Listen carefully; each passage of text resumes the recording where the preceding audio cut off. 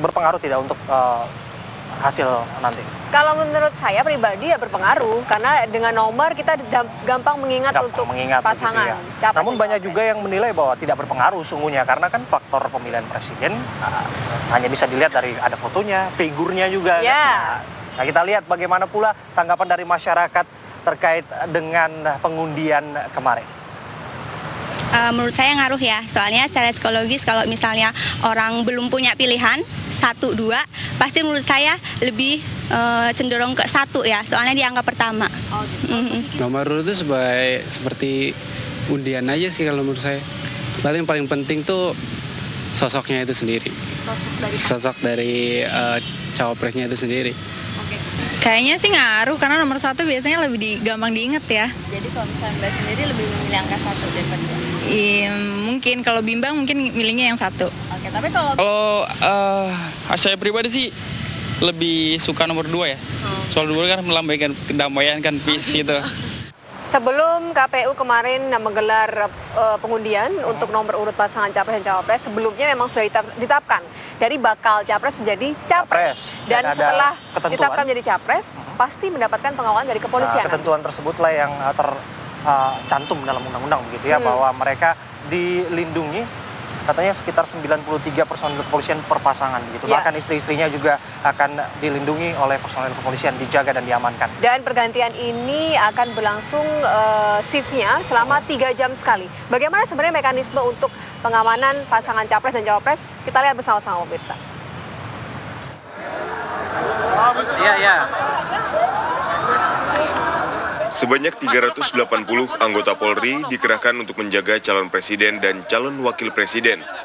Tim pengamanan resmi tersebut telah mulai bertugas pasca ditetapkannya pasangan capres-cawapres oleh KPU. Dari total jumlah 380 personil, masing-masing capres-cawapres akan mendapat 90 orang lebih untuk mengawal. Karena sekarang tinggal 2 pasangan, hanya kita siapkan 380 personil. 380 personil untuk masing-masing pasangan nanti akan disesuaikan jumlahnya. Jadi seluruhan total itu 380. Sementara untuk yang 372 adalah melekat dengan beliau-beliaunya, yang 8 diantaranya sebagai staf pengendali. Nah, kemudian pelaksanaannya setelah ditetapkan oleh KPU, ya, kemarin setelah sidang pleno KPU menetapkan hari ini rencananya untuk pencabutan nomor urut untuk pelaksanaan kegiatan beliau-beliau. Dalam tugasnya, tim pengamanan capres dan cawapres ini akan melakukan penjagaan dan keamanan, mulai dari sepeda motor, mobil, pengawal pribadi, pengamanan penyelamatan, dan medis. Penjagaan ini juga berlaku kepada setiap istri dari calon pasangan presiden serta wakil presiden.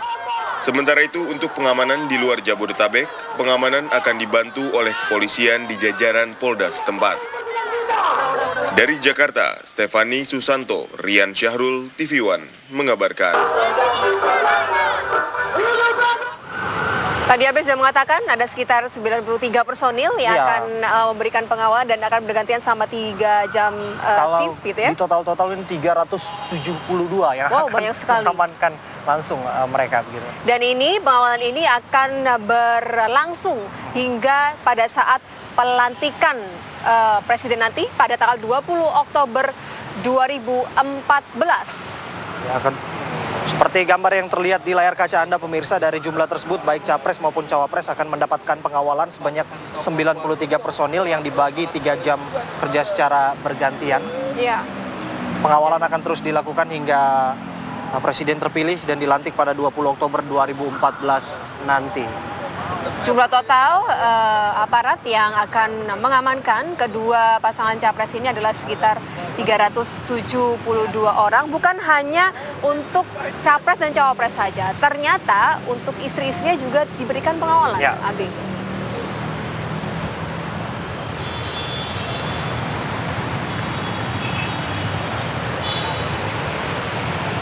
Ya, kita akan segera kembali tentunya dengan kabar-kabar yang menarik lainnya hanya di Apa Kabar Indonesia.